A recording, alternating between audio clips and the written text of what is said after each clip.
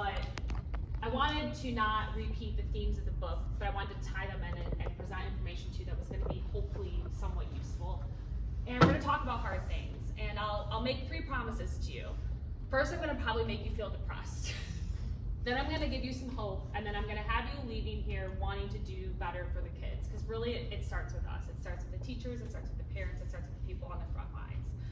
The other thing I'll say right before I kind of go into this is that I try not to pull punches with what I'm presenting, because the kids are not having punches pulled as it relates to what they're exposed to online. They are seeing and hearing it all. In fact, they know more than we ever will.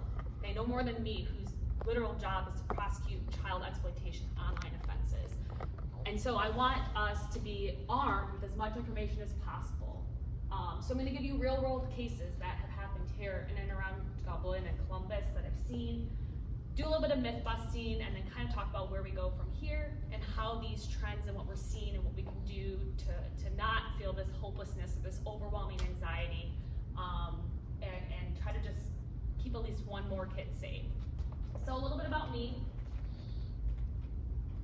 These are my 2 little boys. So I'm a mom of a 3 and a 6-year-old. Dylan is a Bailey kindergartner on the right. Being a mom of 2 boys is absolutely wild. I grew up an only child girl. Every time my parents watch the kids, they're like, Emily, what's happening? And I'm like, I'm so sorry, Mom and Dad. It's exhausting, I know. But I'm originally from Toledo, Ohio. I was born and raised there and went to the University of Toledo for undergrad. My undergrad was in psychology, specifically with a focus on neuropsychology. I wanted to know why people did the things they did. In 2000, God, when did I graduate? 2009, I moved to Chicago, Illinois, and went to law school there at DePaul, and graduated after 3 years and got my law degree. I remained in Chicago. I actually married my high school sweetheart. He moved out to Chicago to be with me, and we were in Chicago for about a decade. I was a Cook County, Chicago prosecutor for 10 years there, graduated from law school, immediately started doing prosecution work, and my crimes were in mostly the violent crimes division. So I saw a lot of the gang violence that you see on TV. Towards the end of my career there, I started kind of working on crimes against the elderly, and then bookending that with crimes against children. So really we have the 2 most vulnerable classes of people. I can tell you that what I saw in Chicago kind of pales in comparison to what's happening here in Ohio, which is really scary to think about.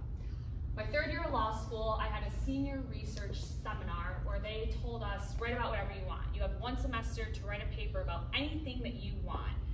And I wanted to know at the time why Toledo, Ohio was the number 4 hub in the United States for sex trafficking of children, behind Portland, Oregon, Las Vegas, Nevada, and Miami, Florida.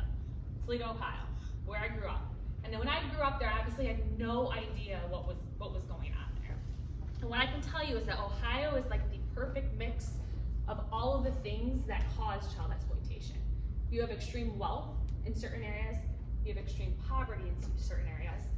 We're kind of bordering on the hills of Appalachia, so you have a very, very, very drug-addicted community living there. And we're gonna talk a little bit about the myths with sex trafficking and child exploitation, but you're also kind of at a crossroads in America. Toledo, Ohio is 45 minutes from Windsor, Canada. I spent my 19th birthday there. It was a terrible idea to drink when you're 19 there, and I highly recommend never going back. But you're also an hour from Detroit, which is an international airport, and you're within 8 hours of driving of almost every major city in the United States. So it's just the perfect storm, and it's unsuspecting. Nobody's like, oh, Toledo, Ohio, that sounds like a great place to traffic. So my interest in sexual exploitation and sex trafficking has kind of always been there, and now here I am. In 2021, I moved to Columbus with my husband and Dylan, who was 2 years old, and I got a job as a federal prosecutor in Columbus. My entire job is child exploitation and sex trafficking of children cases. It's my entire caseload, and basically anything that happens in the Southern District, so from kind of Columbus straight down that relates to child exploitation and sex trafficking is referred to me by an agency. So that's a little bit about me, and I want to talk a little bit about what's a federal prosecution, because I think oftentimes people are like, I don't understand what you do. So kind of how I liken it is if we have an incident where there's a robbery and somebody in Franklin County or in Dublin is robbed, and the person who did the robbing and the person who was robbed are all from the same community. Let's say Dublin. that's a Dublin problem that affects Dublin. Everybody in Dublin is invested in what happened because it affects this community. Where it becomes federal or becomes a nexus to kind of where my role is if this crime crosses state lines. And the easiest way to cross state lines in America is the use of the internet. So if I upload a post, even if I'm at my home in Dublin, it's going to a AI generated machine in China, and then it's bouncing over to servers in California. And it's basically being transmitted all over the world instantaneously.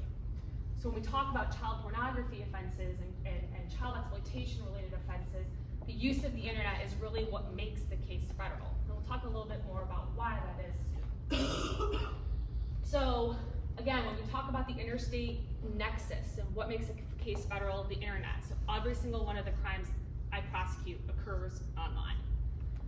The other consideration or what makes a case federal is the number of victims and where they're located. So again, if we have a child exploitation crime where the defendant, the target, lives here, if he's exploiting individuals online, they might be in Missouri, Canada, New York, Florida. So now we have a crime where one person is living somewhere, but everybody else that's affected is across the United States or across the world.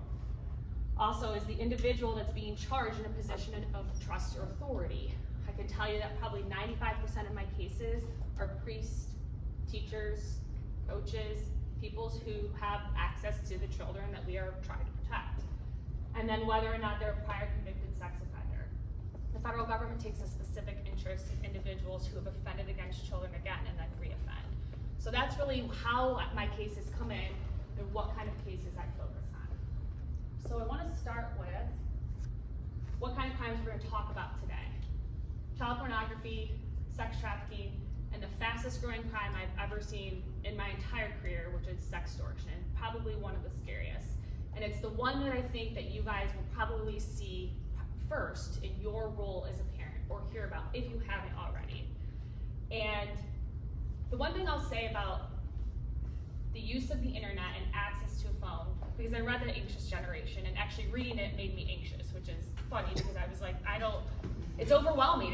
We're in a constant state of information overload as a human being. Like, you know, today I picked up the boys, I rushed home, I was gonna change, I did not want to give this presentation in heels. And I was like so tired, I'm trying to feed them. My husband's like, I'm so late. I'm like, you gotta get home, I gotta feed the boys. So I sat on the couch and I played on social media while my kids ran around. I needed that decompression, and that was instant. Like, that was my quick break. And as soon as I picked up my phone, it's like notification here, and then we got a school email from Bailey, and it was like, oh my gosh, the Bailey Bash is on Friday, and they need volunteers, and I'm gonna sign. Like, it's like information overload all the time. And we are exposed to significantly less than what children are, because their information overload also comes from individuals at school. I'll keep using my poor 6-year-old as an example, but prior to going to Bailey, he had never heard of the word Pokemon before, ever. Like, we'd never talked about Pokemon, we didn't have Pokemon cards, and I didn't even know really understand what they were. We now have like books and everything, and he would come home, and despite us never having a Pokemon in the house, he would come home and be like, Mom, did you know so-and-so can use this? I'm like, to my husband, what is he talking about? Like, where did he learn this? From other kids at school. So the one thing I'll say about the anxious generation is I love the idea that we don't give our kids phones until they get to high school. But I don't know that's necessarily realistic, because even if they don't have phones until they get to high school, they're gonna get access to the same information that can potentially harm them really later on. And again, it's one of those things where information is power. So what I'm gonna tell you about as it relates to these 3 topics is not to scare you. That's not my goal. But this is the reality of kind of what's happening here, especially in Ohio.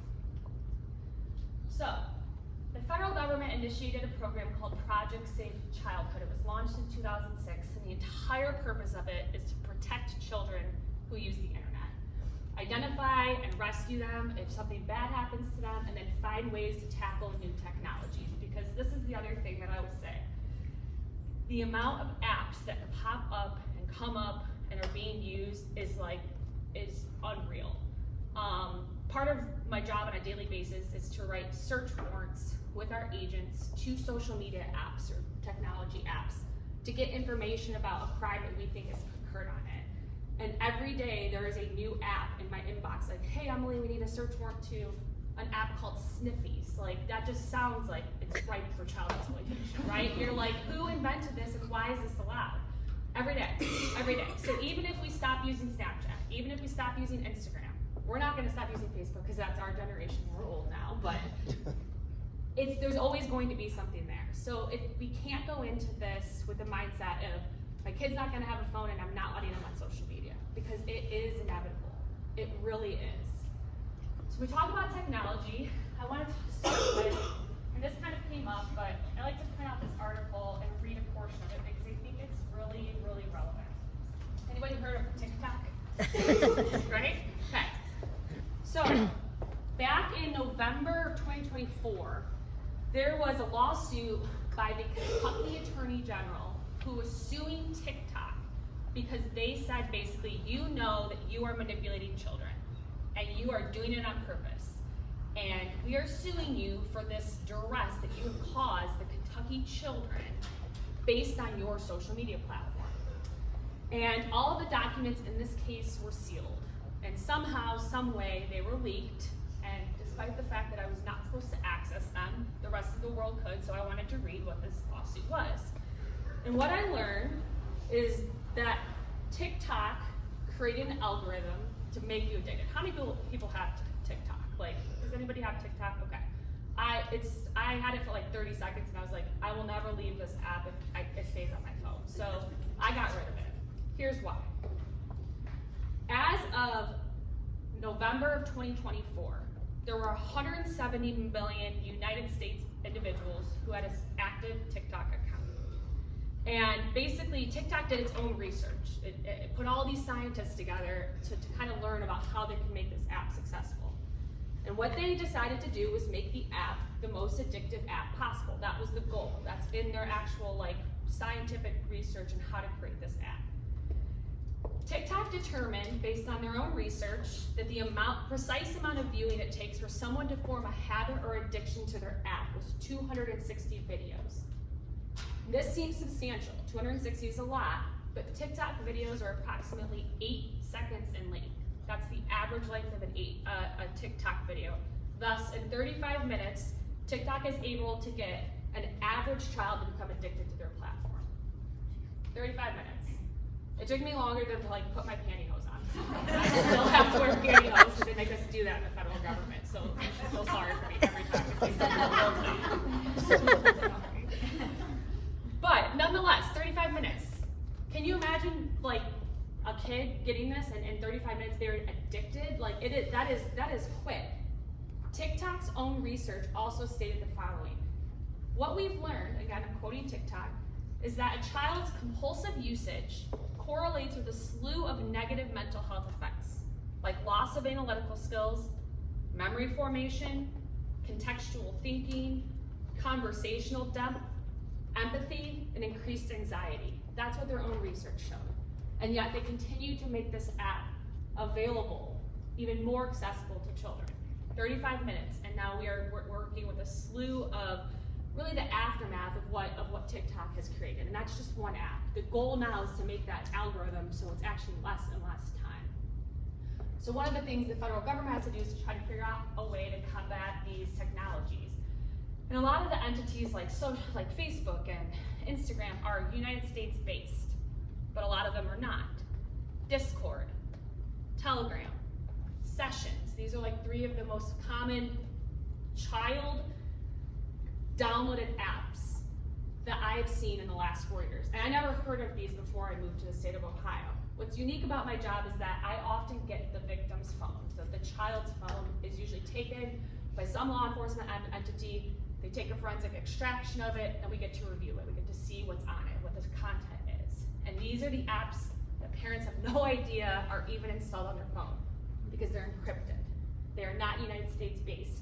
They don't comply with law enforcement. So if we say, hey, Discord, I need to know what happened to Sally, you need to give us her account information, they say no, and there's nothing we can do about it. So those are just 3 examples of apps that I'm seeing most frequently.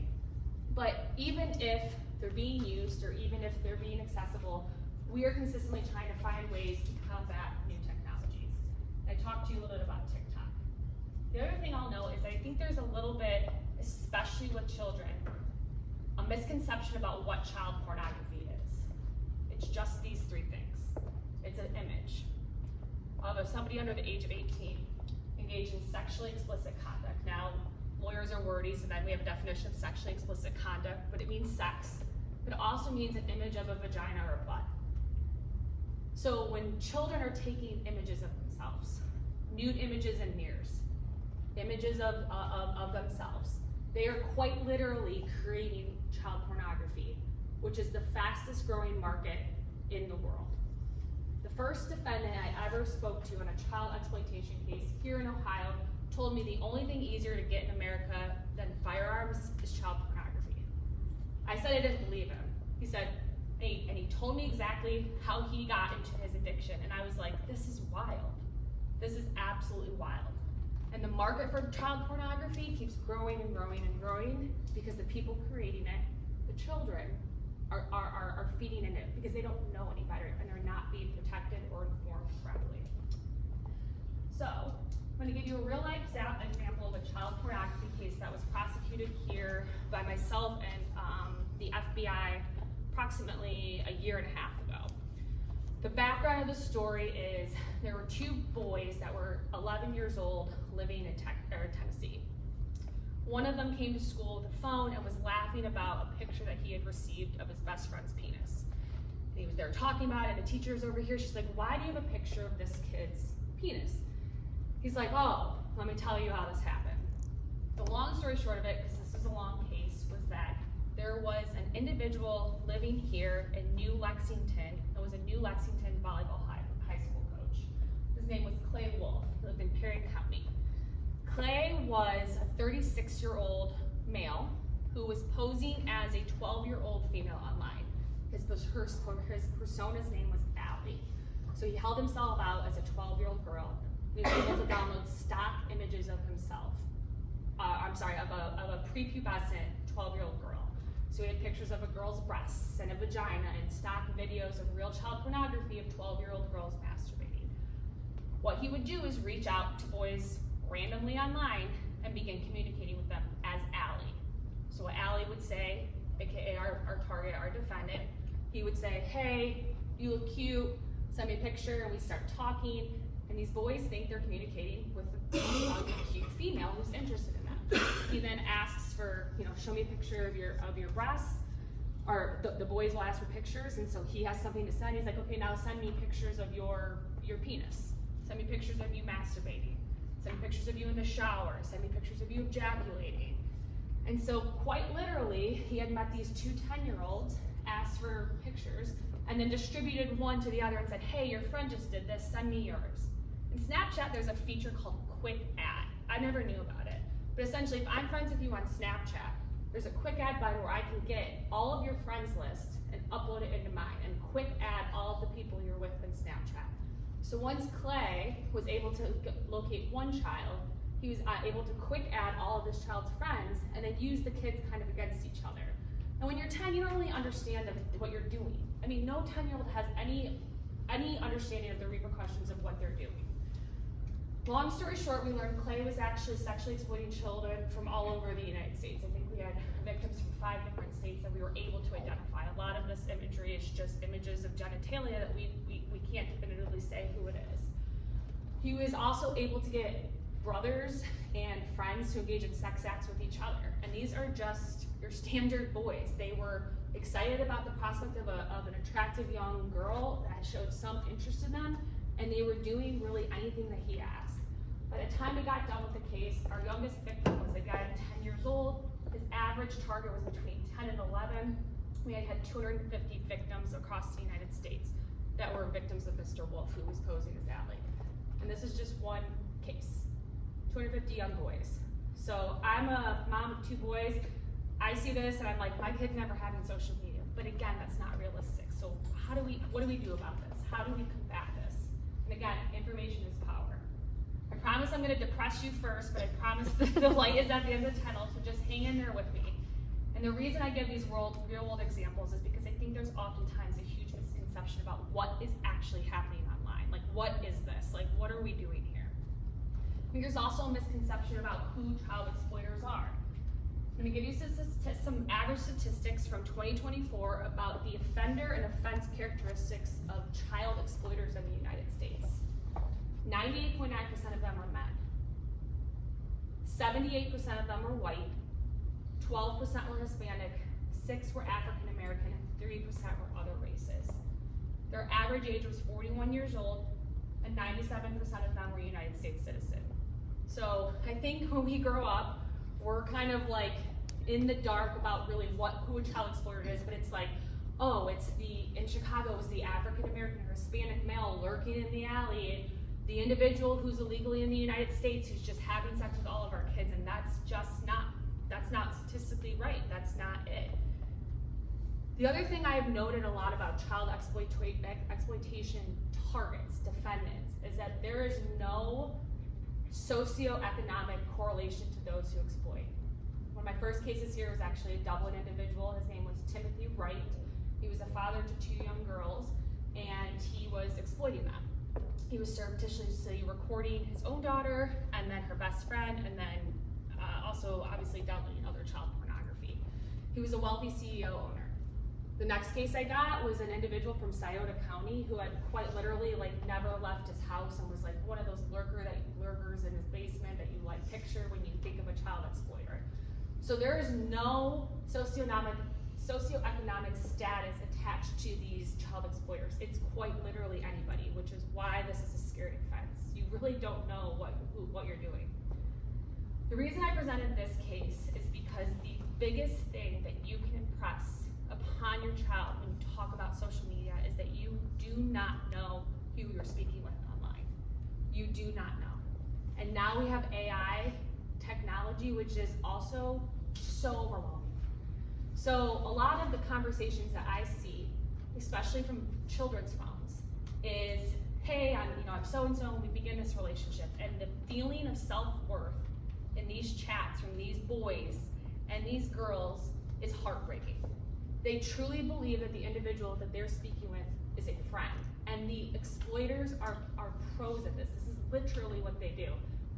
They have become masters of their craft. And I say this because now, or before AI generated technology, and even when it existed, you could say hey, prove to me you're real. Send me a picture of yourself holding up 2 fingers, or put on a blue shirt so I know this isn't just and now you can just create that content.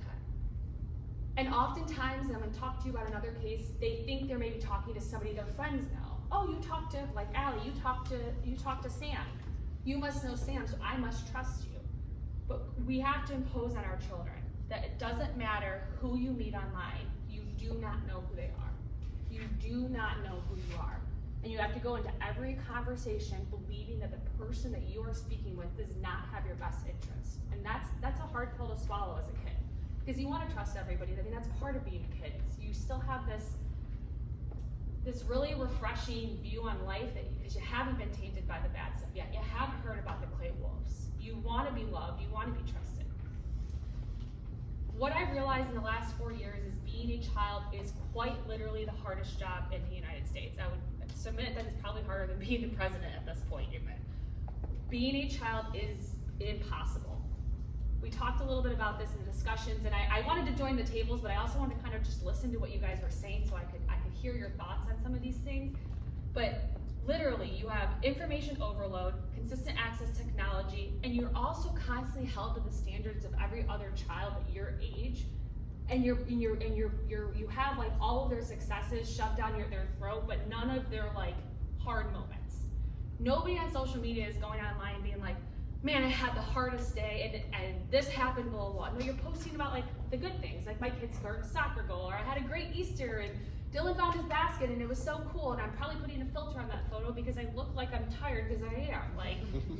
That's the reality of what is going on social media. And with kids, they're doing the same thing.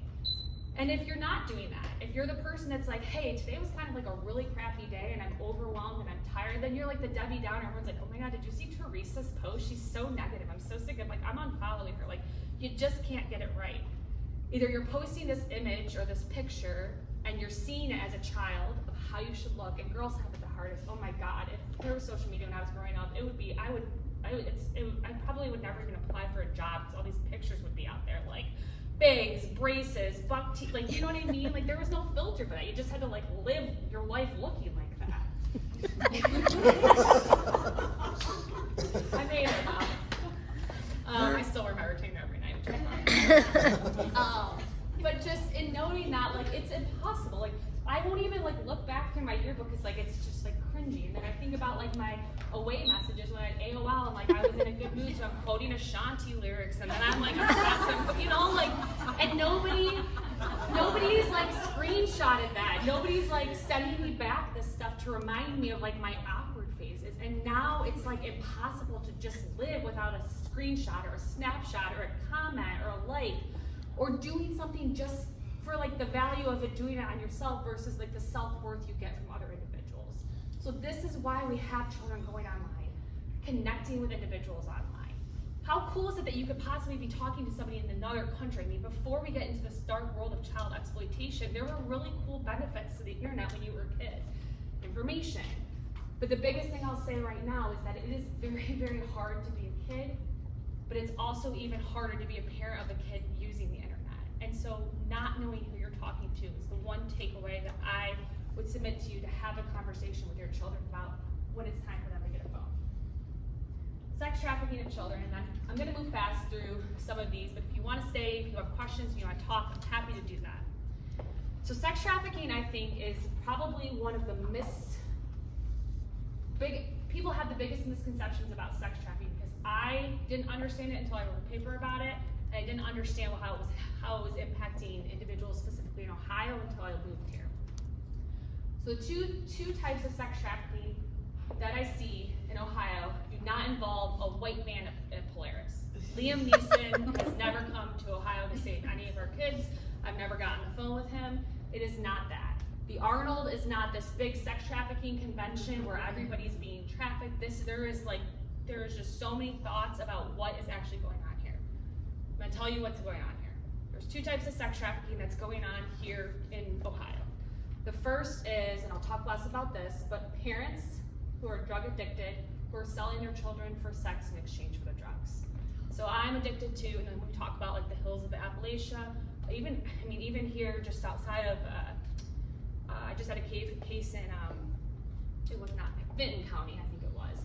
But it's parents who are drug addicted, who cannot pay for their drugs, so they're offering their children up for sex, and then they're getting the drugs, are getting paid for the sex acts of their children.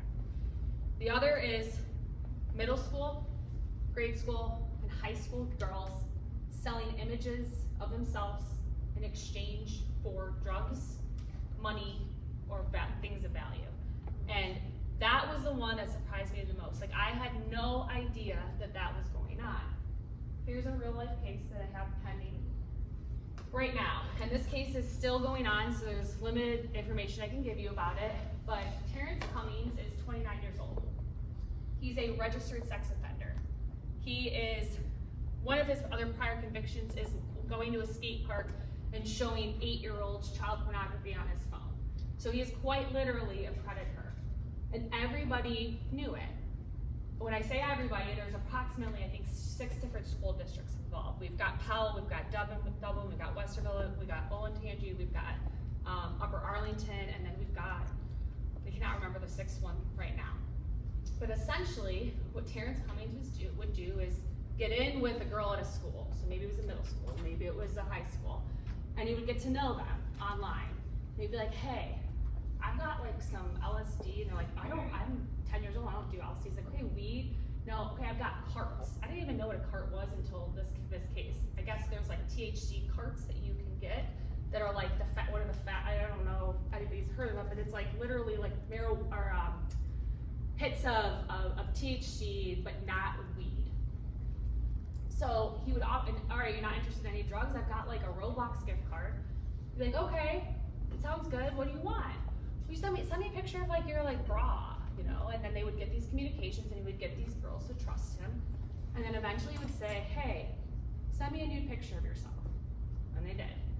And then they would go to school and they would talk about it with their friends and be like, hey, I just got like a $25 gift card to Ulta, and all I had to do was send a picture of my bra. And this kind of just spiraled. It absolutely spiraled. It spiraled. The time frame that he was exploiting minors dated back to 2016. At this point, we've identified, I think, 36 victims from a local high school here in Columbus who have either sent him nude images of themselves, sent him files of themselves masturbating, or engaged in sex with him in order to get drugs. These are our girls. These are our high school girls. Some of them are even younger than that. But that is sex trafficking. Sex trafficking is an exchange of something for value for something that, for a sex act. So you give me sex, and then you get something in return. He's profiting off of the sex of these girls. And when we did the forensic extraction on his phone, he had like a whole chart of prompts that he would give these girls. And it would say something like, if you're willing to have sex with me, you can get me off in 30 minutes. I'll give you $100, a pill of ecstasy, and then I'll give you, a gift card to Sephora. And these girls, they did it. And the question, why? Like, why? What made you do this? And it was because everyone else is doing it. Everyone else is doing it. There's been a lot of conversations I've had to have with parents, because oftentimes I can't just go right to a child and tell them, hey, you've been exploited. I have to go through the parents.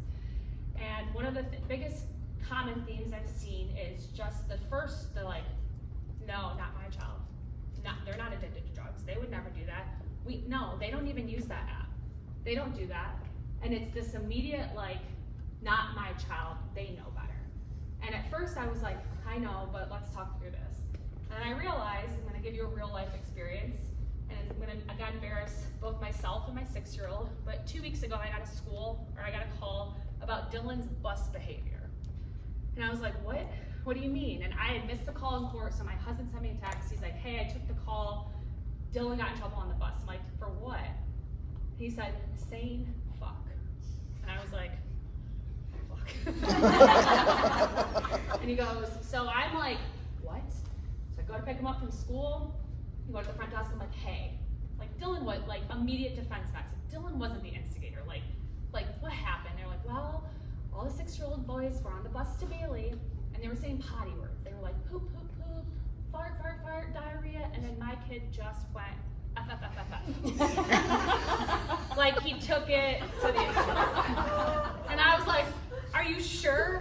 And then I'm like packing his stuff up, and he knows he's in trouble. I'm like, and all I could think about was how this made me look. I'm like, I have to text all these other parents on the bus and tell them this is not how Dylan is raised. Like, we don't say this word, we know better. And all I could think about was how this was gonna impact me. And how selfish is that? Like, this is a moment for me to go home and talk to Dylan about the times, or there's never an appropriate time really, to be using that word. But I was really worried about how I looked. And that reaction on just something like that was so powerful when I think about talking with these parents, because oftentimes we go into self-preservation mode. Our kids are doing bad things, who does that reflect on? It reflects bad on us.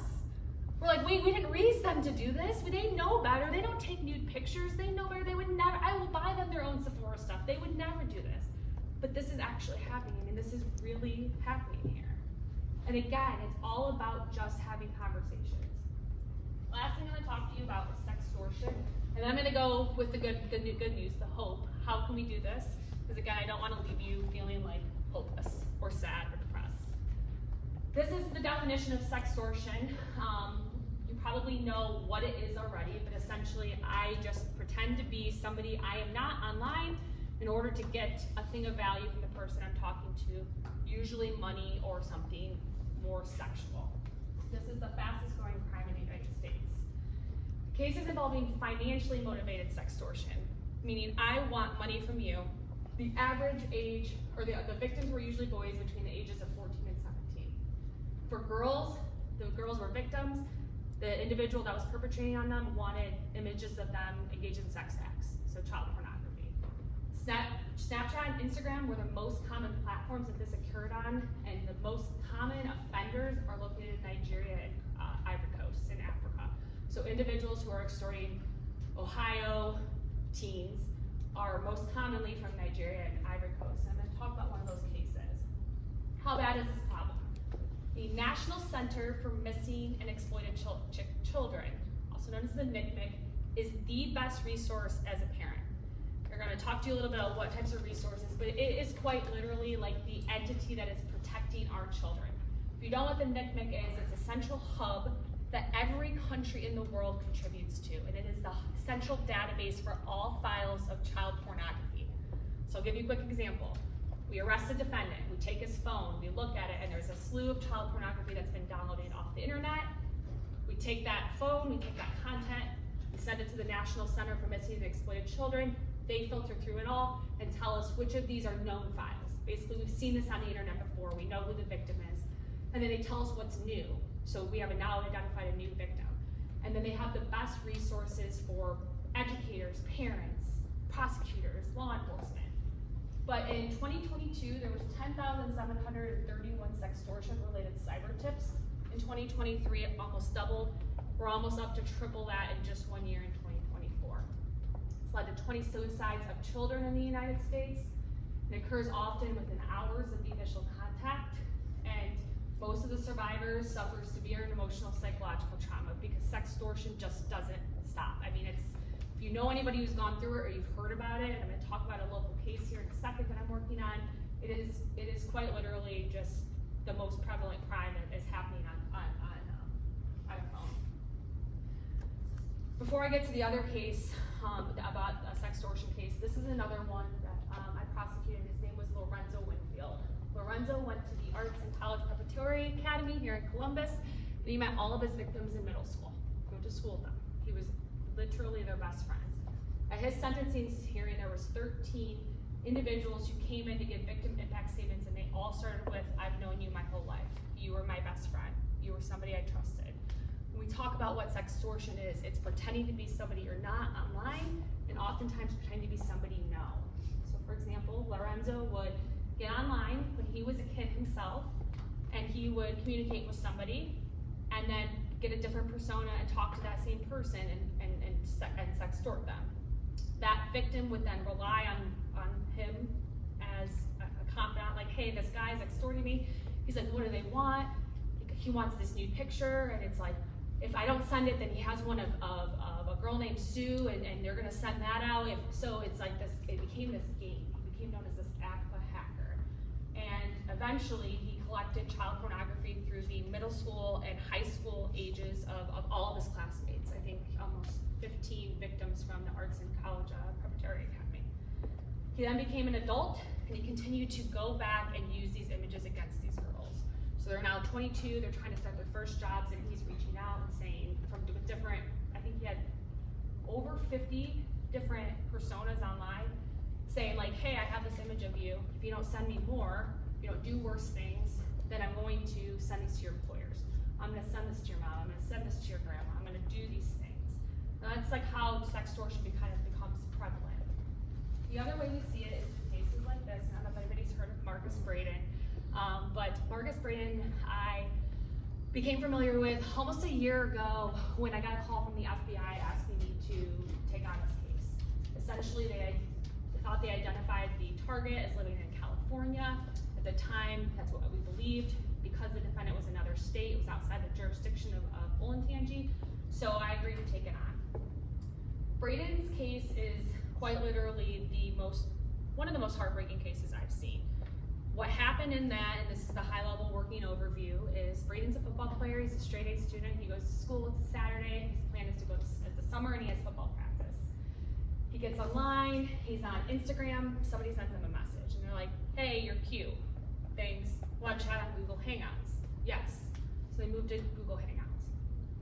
When they get on Google Hangouts, Braden is talking to who he believes is a young teenage girl, and she basically says, they're going back and forth. How's your day? You interested? Do you want to get on a video chat?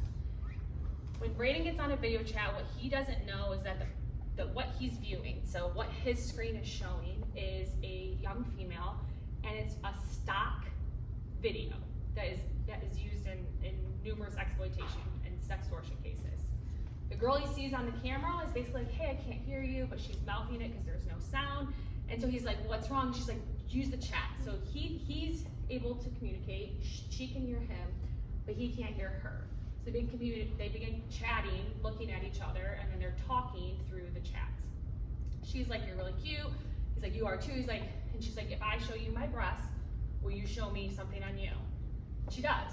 So this bot, this image that he's seeing, shows his breasts to Braden, and then Braden pulls down his pants quickly and exposes his penis. There's a screenshot taken of it by the person on the other side, and then within, I think, 6 seconds, there was 38 messages of sextortion related to Braden. I'm gonna send your images all over the internet. I'm gonna send them to your Instagram friends. I'm gonna tell your mom what you did, and sending the images of his penis back to him proving. I'm gonna create a YouTube channel. I'm gonna embarrass you. I'm in this. Braden tried to get out of it. He asked the individual to stop. He indicated that he was gonna kill himself. And between the first message that he got related to the do you want to meet in the Google Hangouts to the end of his life was 46 minutes. Braden killed himself. Braden's mom is actively involved in extortion laws in Ohio. She's absolutely amazing. And she lets me come and talk about his case. But we just identified a target in the Ivory Coast, and we sent a team over there in January to propose arrests. The Ivory Coast does not extradite their citizens. So there's certain aspects of this case I can't talk about yet. One thing I'll say is Braden's mom is working on changing the laws related to sextortion and making the penalties more severe. And that's because it's quite literally, again, the fastest growing crime. I say all this to say that it's really important to take into consideration, here's some trends about who you're talking to online. Again, it boils down to you just don't know. So what do? I've just given you this information overload of all of these horrible things, and you're like, Emily, thank you for ruining my Tuesday night. It's 8 o'clock, I'm hungry, and now I feel like I don't know how to do this. But you can. You have to talk to your child. You have to talk to your child. You have to talk to your child. You have to talk about online activities, and you have to set expectations. When a child starts driving, we give them all the tools to navigate this big, dangerous machine, right? They go to driver's ed. They learn, we practice with them, we get in the car, we drive around, they take a test, they have to go through cones. They're quite literally like driving a vehicle around, armed with all the information they need on how to protect themselves from it, and others using other vehicles. We have none of that with the internet, and it's a much more dangerous place. None of that. Think about that. We have to set expectations, and we as parents have to do that soon. It doesn't have to go home and be like, hey, I met this girl named Emily, and she told me that girl named Allie's gonna reach out to you, and she's gonna ask you for pictures of your penis, and you should never do that. That's not it. It's just open conversations. And it's also us as parents understanding the apps that are on our kids' phone. Let me tell you something. There are YouTube videos for every single app on how to remove parental controls. So if you have parental controls on your child's devices, that's amazing, and I commend you for taking that step. But if somebody wants to use that app without your knowledge, they have the ability to do that, and it's so easy. So when you get the chance, if you give your hand over a phone, today is the day you get your phone, and you're allowed to have social media. You're allowed, and you tell your child, and I think this is, you don't have to take any advice, but this is what I think works, is giving them a phone and trusting them with it when you're ready. But also saying, with this trust, you can have 2 social media apps. You get to have 2. Pick which 2 you want. You can talk with your friends. I don't want to socially isolate you, but we're gonna talk about your use of those apps, and then get on the app yourself. How it looks, what its features are, is mind-blowing. I never used to do that until recently because I didn't understand some of the apps. I'm like, how did they get this met? Like, how is it? It is when you open your phone up, just mind-blowing when you click on these apps and see what your child is looking at, see what they have their capabilities of doing, see what's going on. Download the app just to learn about it, educate yourself, and also own your own digital accountability. We talked about this at the beginning, but it's so easy for us to parent, take the easy way out of parenting and be like, here's your device. Like, I need a breather. Like, life is hard. There's a lot going on all the time for everybody. It is impossible to just feel well rested and ready to take on the world every day. But in doing that, we are teaching them that our coping mechanism is a phone. Like what I did today, I'm like, I need like 5 minutes to just like mindlessly scroll while you 2 wrestle each other on the trampoline. Like, I just need that time. And that's silly. I'm outside, I'm standing in fresh air, the trees are blowing, my kids are jumping on a trampoline and they're playing, and I'm like, checking to see how everybody's Easter was on Facebook. Like, why? Because it's just like a decompression mechanism. It's just a moment for me to stop thinking about my life and indulge in everybody else's, right? But we have to also own our own social media accountability. So when we talk about online safety at home, those are my quick tips on how to accomplish that. Also share resources with your kid. Information is power. So if we act like this isn't going on, if we say like, oh no, my kid doesn't, if we're the parents that are like, this isn't happening, then we can't help them, right? Because they don't feel safe coming to us, because we're the parents that don't think this is going on. There are so many great resources. Cyber tips to report child exploitation. Even your child can do these themselves. Take it down, .nicmic.org is and there's going to be a slide at the end, I think 2 more slides at the end of my presentation, which is, hey, I uploaded nudes online. I sent somebody nudes, and I'm terrified that they are going to be distributed all over the internet. There is a app to take it down, where you send these images to the NCMEC, and the National Center for Missing and Exploited Children scrubs the internet and flags that image and helps these kids take down the content they've uploaded. Also, the NCMEC has great sources for kids. There's a really great presentation and test where it's like, if I'm ready to give my kid a phone and a social media app, but before they do, they have to take this test, and it's like age appropriate. Say like, I have a 6 to 7 year old or an 8 to 9 year old. Again, the NCMEC, I can't say enough good things about them. They're amazing at saving children, but remind them too that it's not their fault. Again, something goes bad in our life. I'll go back to the Dylan Bus story. It's like, first I was upset about how it made me look, and then I'm like, why would you do that? Well, what am I doing? I'm blaming the victim, or no, he was not a victim in that, but I am blaming him. I am telling him that this is all his fault versus the why he did this. And so I was like, I gotta take a step back because I'm doing a terrible job parenting and I'm going against everything I teach other people. But I asked him, like, why did we go here? Like, why didn't you counter with like some, funny poop word? And he was like, well, Mom, I was just trying to make them laugh. Like, his intent was to be funny. Like, that's as innocent as it was. So when we have these conversations online, like, the intent is usually not malicious. It's just to feel loved, to feel funny, to feel accepted. And you do stupid things when you're a kid. That's part of being a kid. You get to do stupid things. But treating them with the aspect that this is not their fault, because it's not. These predators out there are so good at this. It is so easy to be manipulated online. It is so easy to be manipulated online. I'll say it again, the kids are up against a lot when they're online on these apps talking to other people. I'm almost done. The last thing I'll say is you have to have conversations about sex. You have to have conversations about sex. You have to do it. It's happening. I'm looking at these children's phones, these young kids, and they are having conversations about sex, and the way they're talking about sex is completely different than we did. It's not like, hello, you're going to meet a boy, he's going to love you, and you are going to insert your penis into the vagina. It's not, these are not the conversations that are being had. They're not. We have to be able to talk about sex, and it doesn't have to be aggressive. It doesn't have to be how they're talking about sex, but I am telling you right now that they know what's going on. If they don't have a device, somebody in their circle of friends does, and somebody is talking about sex, and then they're learning about it. So if we want our kids to have an understanding or a healthy sexual development about what sex is and how they're exposed to it, we have to have those conversations. We can't be like, oh my God, this is awkward. Like, they're doing it, they're having them. And when we talk about the book, and it talked a little bit about like the disruption in males and females, like, the thought process of what sex is completely skewed. I mean, you have pornography. It's like, this is not real life. And they don't know that because they don't know any better, which is why we have to have these conversations.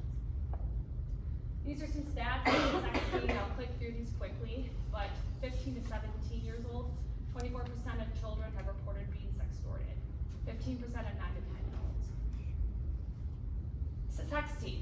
These are teens, so this is ages obviously 13, and I think it capped at 17, have engaged, sent, or forwarded and received sexting or messages related to sex. These are pay attention to the warning signs. You know your kids better than anybody else. If something's different, you'll know. This is a self-report of children in the United States who were agreed to be interviewed about their exploitation. And these are the barriers that they reported about why they didn't say anything. Guilty, embarrassment, and again, these are their own words. Fear of being punished. I'm gonna get in trouble. Intimidated by police. Can you imagine like the most embarrassing thing you've ever done and then having somebody be like, you have to tell the police that? And then the police is like, I'm gonna tell your mom. And then you're gonna have to talk to another law enforcement officer, and then you might have to go to, like, there's nothing more embarrassing than the idea that you have to like go tell a police officer that you sent a video of yourself masturbating. Like, it's awful. Feeling hopeless, like, okay, what are you gonna do about it? Again, resources matter, NICMIC, all those different things. Concerns about privacy and our not understanding of the seriousness of what's happened. Your child is a victim. Again, I will plug this one more time. This is the phone number, the cyber tip line, everything that you need, and then this is also the QR code for the take it down. So it's ones that you can use as a parent and that you can use as a child. I'll leave you with this. I think this is maybe the 6th time I've given this presentation, and I've gotten a couple follow-up calls and emails about what I'm saying. And one of the moms like reached out and was like, Emily, I did what you said in my home, and I just kind of did all of these things, and I learned so much from she has a son. I learned so much from my son. I had no idea. And again, you don't have to go home and have this formal conversation at the dinner table. We don't have to unload information overload. But the conversations matter, and we are the parents. We are the least informed on this, despite how hard that is to hear. We are the least knowledgeable on this. So take the time to just absorb what I've said tonight. Don't be scared of it. That's my biggest advice. Don't be scared.